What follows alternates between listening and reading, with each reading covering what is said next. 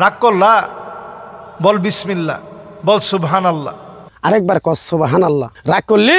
তুমি এমন একটা ব্যক্তি, মানুষের দুঃখ কষ্ট দেখতে পারো না, তার পাশে যাই দাঁড়াও, তারা এসে তোমার পিছন থেকে ক্ষতি করার জন্য ঘুরে। কথাটা ঠিক নেবে? ঠিক ঠিক। রাগ করলা?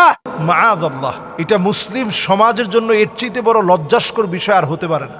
আমরা এখন দেখতে পাচ্ছি যে হয়তো কোনো গণক, সে গণ্ড মূর্খ, তার কোনো জ্ঞান নেই, পাপিষ্ট নরাদম সে, তার এই কথা ভাইরাল হওয়ার পরে এখন কেন আমাদের সবার বলতে হবে রাগ করলা, বল বিসমিল্লাহ, বল সুবহানাল্লাহ।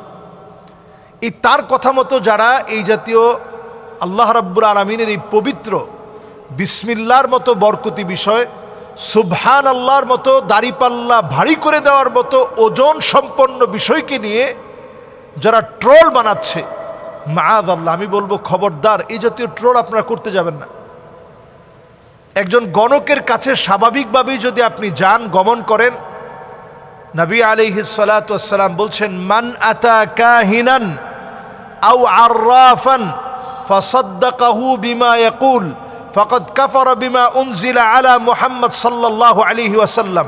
গণকের কাছে যারা যাবে, যারা হাত দেখাবে, যারা এগুলা বিশ্বাস করবে, গণকের কথার ওই তাবিজ নিবে, গণকের কথার ওই গাছের শিকড় নিবে, নবীজি বলছেন ফাকাদ কাফারা বিমা উনজিলা আলা মুহাম্মদ সাল্লাল্লাহু আলাইহি সাল্লাম, তার ইবাদত আল্লাহর কাছে কবুল হবে না, তার ইবাদত নষ্ট হবে। এমনকি ওই লোকটা আল্লাহর কাছে এতটা ঘৃণিত হবে, তার ঈমানটা নষ্ট হয়ে যাবে। ইবাদত নষ্ট হলো, ঈমান ধ্বংস হলো, ঈমান ধ্বংস হলো, ইবাদত নষ্ট হলো, গণকের কাছে যাওয়া। তা আমাদের দেশে দেখা যায় গণকরা অনেক দিন ধরেই এগুলো করে তেমন একটা তারা ভালো সুবিধা করতে পারছিল না। হঠাৎ করে তারা এই বিষয়টা কেমন করে অনলাইনে নিয়ে আসলো। আমরা দেখতে পাচ্ছি যেই ব্যবসাটাই ডাউন হয়ে যায়, ওইটা অনলাইনে নিয়ে আসলে হঠাৎ করে ওইটা আবার খুব ভালো মানুষের মনে সাড়া জাগে। এখন সাড়া জাগতে জাগতে এখন এমন অবস্থা হয়ে গেছে, গণক এখন রাস্তাঘাটে অহরহ বলে বেড়ায়, রাগ করলি সুবহানাল্লাহ বল, বিসমিল্লাহ বল। কথাটা ভালো লাগলো না খারাপ লাগলো? আপনি চিন্তা করেন, বিসমিল্লাহকে কেউ যদি বলে বসে যে বিসমিল্লাহ ভালো লাগে নাই, সুবহানাল্লাহ ভালো লাগে নাই, তৎক্ষণাৎ ওই লোকটা কাফের হয়ে যাবে। যে লোকটা বিসমিল্লাহকে ভালো লাগবে না এটা বলার সঙ্গে সঙ্গে কাফের হয়ে যাবে। তাহলে সে যে কথা বলতেছে মানুষের ঈমান হরণের জন্য এক একটা কথা যথেষ্ট। এরপরে আসুন, সে যে কথাগুলো নর্মালি বলে থাকে যে তুই সবার জন্য অনেক কিছু করিস কিন্তু কেউ তোর কষ্টটা বুঝে না, সবার জন্য তুই সব দিয়ে দিস, সবার জন্য তুই সব কিছু ব্যয় করে ফেলিস, কিন্তু কেউ তোর মনের বেদনাটা বুঝে না।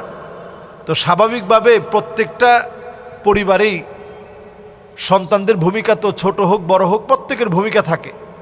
তো বললে তো এই কথাটা মিলে যায় যে আসলে আমি পরিবারের জন্য অনেক কিছু করলাম, ভাইয়ের কাছ থেকে আমি পাই নাই, বোনের কাছ থেকে পাই নাই, এরকম একটা দুঃখ বেদনা তখন মনের মধ্যে স্বাভাবিকভাবেই চলে আসে যে আসলে তো গণক সত্যি কথা বলল।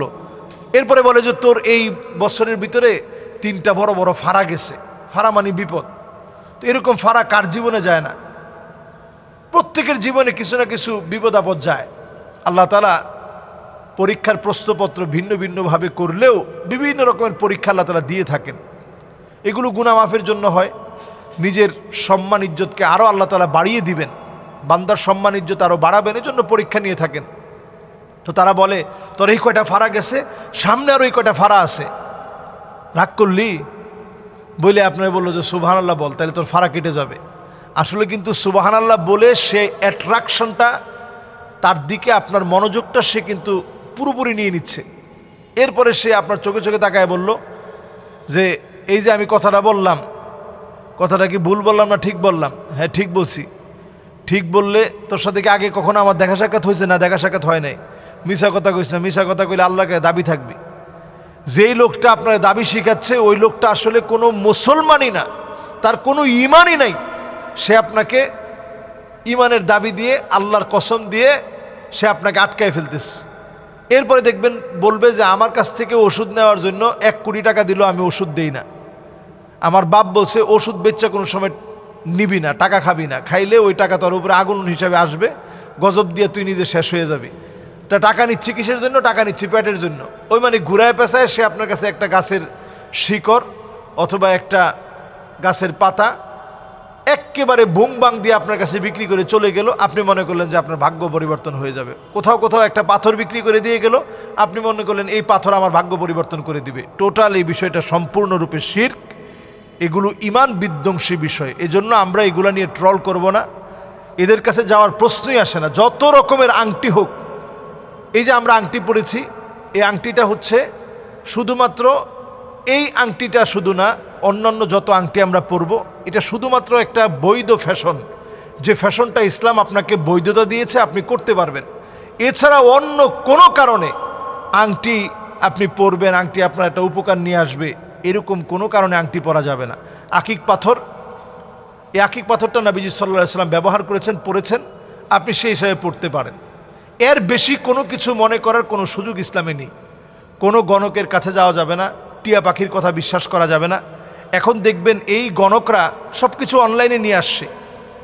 মাঝে মাঝে বিভিন্ন রাসায়নিক দ্রব্যাদির বিনিময়ে, আপনাদেরকে বলে রাখি, আপনারা দেখবেন গণকরা সামনে আরও বেশি এগুলো অ্যাপ্লাই করবে। বিভিন্ন রাসায়নিক দ্রব্যাদি একটার সাথে একটা মিললে একটু আগুন ধরে যায়। কিছু আছে এমন যেটা আপনি খালি চোখে হয়তো দেখতে পাচ্ছেন না, পানির মধ্যে দেওয়ার সঙ্গে সঙ্গে আগুন ধরে যাবে।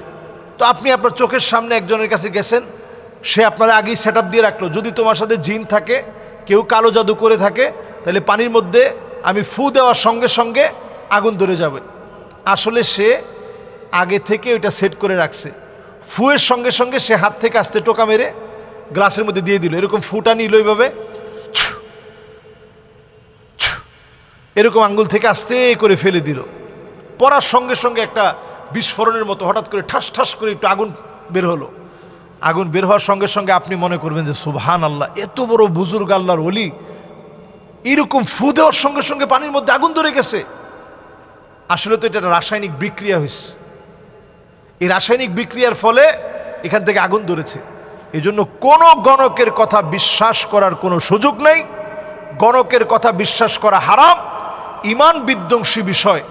এদের কাছে গেলে আপনি কোরআনকে অস্বীকার করলেন, আপনার নামাজ, রোজা, হজ, জাকাত কবুল হবে না, নষ্ট হবে এদের কাছে যাওয়ার কারণে। আল্লাহ তাআলা আমাদেরকে বোঝার তৌফিক দান করুক।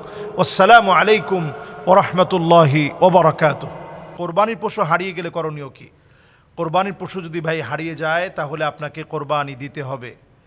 আল্লাহ তাআলা যদি আপনাকে সামর্থ্যবান বানান, আপনি অবশ্যই কোরবানির পশু হারিয়ে গেলে আবার কোরবানির পশু কিনবেন, কোরবানি দিবেন। তবে সমান টাকার হতে হবে না, একই টাকার হওয়া লাগবে না। ধরুন আপনি কোরবানি দিয়েছেন, আগের পশুটা আপনি কিনছিলেন 2 লাখ টাকা, এখন কি 2 লাখ টাকা দিয়ে কিনতে হবে? না, বরং আপনি আপনার সাধ্য মতো যতটুকুন পারেন সামর্থ্য অনুযায়ী দিবেন। এখন কোরবানি যদি আপনি না দেন, তাহলে নবীজি সাল্লাল্লাহু আলাইহি সাল্লাম খুবই ভয়ঙ্করভাবে তাদেরকে ভর্ৎসনা করেছেন, এবং নবীজি বলেছেন যে যাকে আল্লাহ তাআলা টাকা দিয়েছেন, অর্থ দিয়েছেন, ফালাম ইউদাহি, কিন্তু সে কোরবানি করে নাই, ফালা ইয়াকরাবান্না মুসাল্লানা, সে যেন আমাদের মুসল্লায় না আসে। কেমন যেন নবীজি বলতে চাচ্ছেন যে ওই লোকটার নামাজের দরকার কি, যে কোরবানি করে নাই সে নামাজ পড়বে কি? এজন্য আমরা কোরবানি, যাদের তৌফিক আছে, হারিয়ে গেলেও কোরবানি করতে হবে।